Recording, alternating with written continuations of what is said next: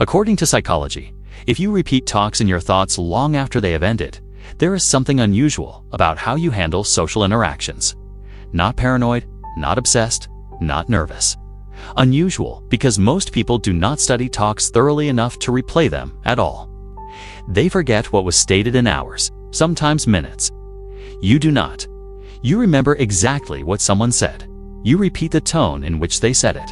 You observe their body language, facial emotions, and pauses between phrases. You look for hidden meanings in what was said and not spoken. And somewhere along the line, you are probably told that this indicates you're overthinking it, that you should let it go, that you're reading too much into things, and that you should move on or stop analyzing every single word. However, psychology reveals a totally different story. Conversation replay is not random, it's not a flaw. It is analytical. It is structured. It follows patterns. In many circumstances, it is associated with a set of cognitive and emotional abilities possessed by a small proportion of the population. If you replay talks repeatedly, studying every detail, you are likely to possess at least one of these 7 unique characteristics. And at the end of this film, you'll understand why your mind works the way it does and why it's not fixable. Let's dive in. Threat number 1 is heightened societal awareness. Replaying conversations trains your brain to catch up on social clues that most people miss. This is more than just being observant. It's about maintaining a degree of social observation that seems nearly taxing. While most people hear the words uttered and accept them at face value, you are also analyzing tone, microexpressions, hesitations, word choices, and emotional undertones. Your brain performs numerous layers of analysis in real time. And here's the thing, it doesn't stop when the conversation finishes. Your brain continues to process because it has not yet finished analyzing. The replay does not show you being obsessive. Your mind is finishing its natural analytical process. Psychology refers to phenomenon as strong social monitoring. According to research, people with this feature frequently grew up in circumstances where accurate reading of people was critical for emotional or physical safety. Maybe you needed to judge a parent's mood before speaking. Perhaps you learned early on that individuals do not always say what they mean. Perhaps you learned that missing small indications can result in conflict or rejection. So your brain has adapted. It got particularly adept at reading between the lines. Even in safe environments, it continues to perform the tasks for which it was trained. Analyze, assess, and prepare. This is why you can repeat a conversation with a coworker and realize hours later that their tiny pause before agreeing with you indicated they disagreed but did. I want to say it. Or why you can sense someone is angry even if they pretend they're fine. You are not imagining things. You are viewing data that most people do not even notice. This level of social perception is unusual. According to studies, only 15 to 20% of persons exhibit this heightened sensitivity to social dynamics. And certainly, it might feel like a burden since you see things that others do not. And sometimes you wish you could simply turn it off. But it's also a tremendous strength. You have a deep understanding of people that most others will never have. You can manage complex social settings precisely. You know when someone needs help before they ask for it. You detect facades, manipulation, and dishonesty that others overlook completely. Your brain recalls talks because it excels at reading people. That is not a flaw. That is a gift. Trait number 2, profound emotional processing. People who repeat talks do more than just think about what was said. They also feel it. Long after the words are spoken, the emotional weight of the conversation remains. And your brain keeps returning to it because it is attempting to analyze not only the material but also the emotional impact. Most people experience emotions in the present and then move on. You do not. Your emotional system goes deeper. You experience things in greater depth, intensity, and complexity. When someone says something hurtful, your brain does not simply register it and then forget about it. It replays it, evaluates it, and attempts to determine why it hurt. This is known as great emotional depth, and it is associated with sensory processing sensitivity, a personality trait identified by psychologists. Persons with this feature, often known as highly sensitive persons, HSPs, account for around 20% of the population. They process emotions more fully than others. If you replay discussions, you probably fall into this category. You don't just hear words, you feel the emotions that accompany them. You can tell when someone is holding back. You detect disappointment, frustration, or despair even when it is disguised by polite language. And because your emotional processing is so deep, you can't simply move on from a conversation like others do. Your brain requires time to completely understand what occurred, what was felt, and what it signifies. The replay is part of the procedure. This can be taxing. You may question why you can't simply let things go, like everyone else does. Why a single offhand comment may stick with you for days. Why are you still thinking about a conversation from 3 weeks ago? But here's what it actually implies. You live life at an emotional level that most people never attain. Others lack great empathy, deep connection, and emotional intelligence, which you possess. You understand not only what others say, but how they feel. And that's unusual. Yes, it presents obstacles, but it also indicates that you are capable of relationships, insights, and emotional awareness that most people will never have. Your depth is not a weakness, it is a strength. The third trait is pattern detection and predictive reasoning. When you replay talks, your brain is not just analyzing the past, it is attempting to predict the future. You are not obsessed about what was stated without a purpose. You're examining patterns, looking for hints, and preparing for what could happen next. This is known as predictive social modeling, and it is a cognitive ability that develops when a person's brain is built to anticipate events based on minor details. In other words, your mind is continuously trying to predict what individuals will do, think, or say based on their previous actions. When you play back a discussion, you're asking yourself questions like, what did that tone mean? Were they honest? Did I say something wrong? Are they furious with me? What will happen next time I see them? These aren't unreasonable concerns. They're your brain conducting probability assessments. And it does this because, at some point, being able to predict other people's behavior kept you safe, helped you avoid conflict, or allowed you to negotiate complicated social or emotional situations. According to research, those who grew up in unstable circumstances where moods shifted quickly, or where they had to manage the emotions of others, were more likely to develop this tendency.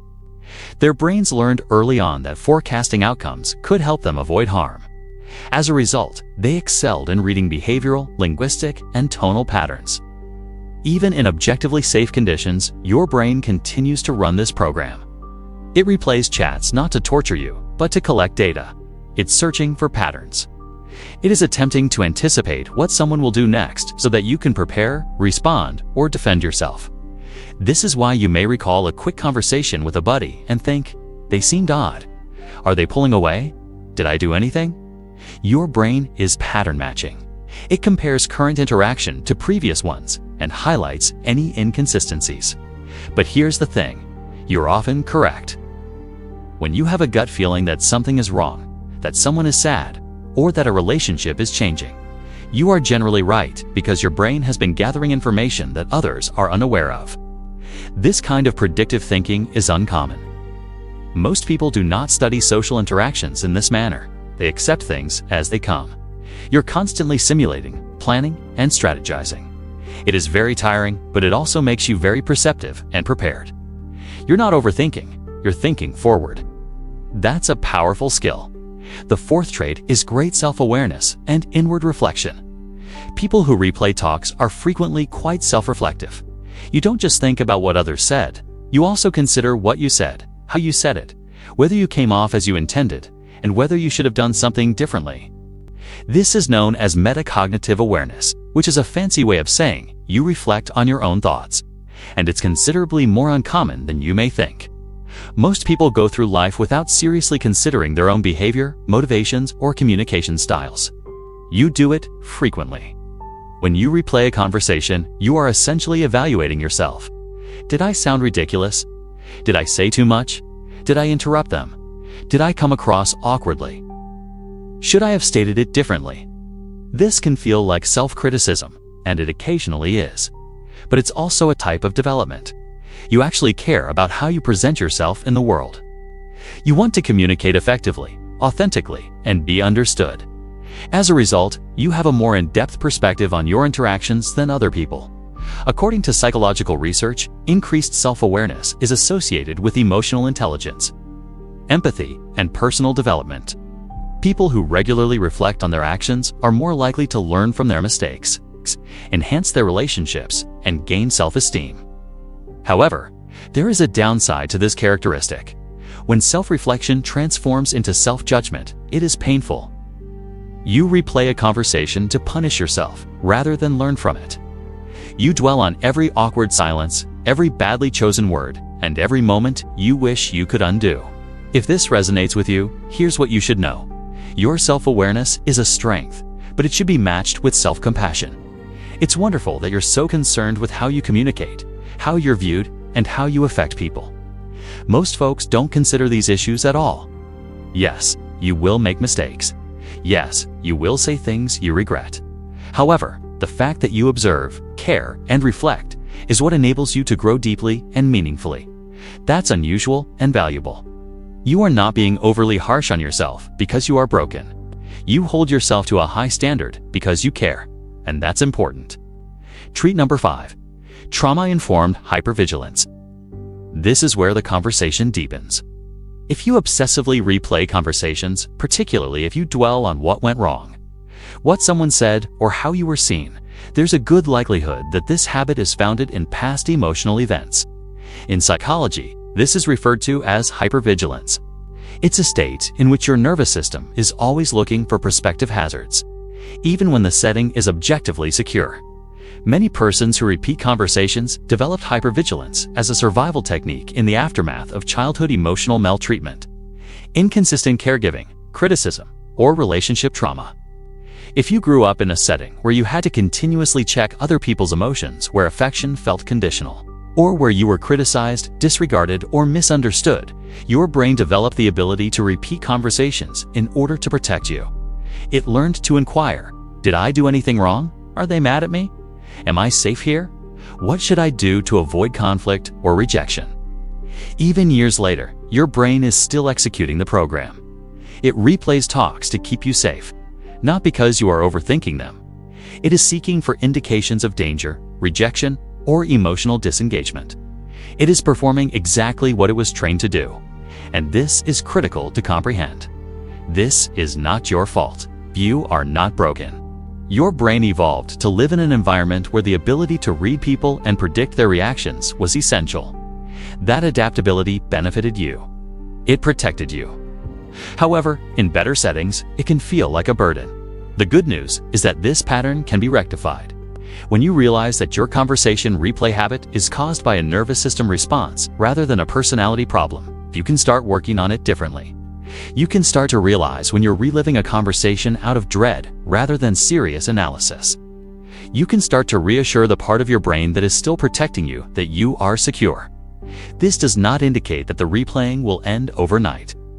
However, this means that you can approach it with compassion rather than judgment.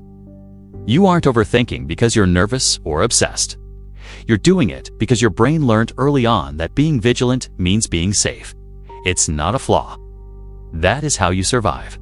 And now, with awareness, you may start healing. The 6th trait is outstanding variable memory. If you replay talks, it's likely that you have an outstanding recall for spoken language. You remember not just the substance of what someone said, but also the specific words. Sometimes weeks or even months later, words are identical. This is referred to as high verbal working memory. And it's a cognitive trait that only a small proportion of the population possesses. Most individuals recall the overall concept of a talk, but forget the precise terminology. No, you do not. You recall the phrase, tone, pauses, and emphasis. This can become overpowering. You may prefer to forget certain discussions, particularly traumatic ones. However, your brain retains this knowledge because it is designed to analyze language at a deep level. You don't replay discussions because you're obsessed. You're replaying them because your memory system is extraordinarily powerful. According to research, people with strong verbal memory frequently excel in occupations requiring precise communication, storytelling, writing, or interpersonal understanding. Your capacity to recall discussions in detail allows you to better comprehend people, resolve disagreements, and discover errors. However, it also means that you carry greater emotional weight since you recall how it felt rather than just what was said, and it can be exhausting. If this is you, please know that your memory is not a curse. It's a gift. You're capable of absorbing and remembering things that most people forget within hours, which is unusual. So, if you replay talks in your thoughts, you're not abnormal, you're not overthinking, you're not worried, obsessive, or excessively sensitive. You possess a unique set of cognitive and emotional characteristics that most individuals lack. You're quite perceptive. You have a rich emotional processing system. You can spot patterns that others overlook. You're self-aware and thoughtful. You've adapted hypervigilance as a survival tactic. You have an amazing verbal memory. You also want to be clear about your relationships. These characteristics did not develop at random. They evolved because they assisted you in surviving, adapting, or protecting yourself at some point in time. Even when you don't need them as much as you previously did, they remain a part of how you process the world. The idea is not to eliminate replaying talks completely. The idea is to understand why you do it and to work with, not against, your brain. Allow yourself to analyze when necessary, but also to let go when possible. Remind yourself that not every conversation contains hidden meanings. Not every conversation necessitates dissection, and not every silence indicates rejection. You're uncommon. You have keen perception. You're quite deep. And the world requires individuals like you. People who think, feel, notice, and care. So, the next time you find yourself rehashing a discussion, ask yourself if your brain is trying to protect you. Is it searching for patterns? Is it able to process emotions? Or is it simply doing its best? Analyze deeply and then determine with compassion if you should keep reliving or let it go. You're not overthinking. You're really thinking, which is not a weakness, but rather a talent. Which of these 7 characteristics resonated with you the most? Let me know in the comments section. And if this video made you feel seen, understood, or validated, please consider subscribing, since there is a lot more where that came from. Thank you for viewing, and remember that you aren't broken.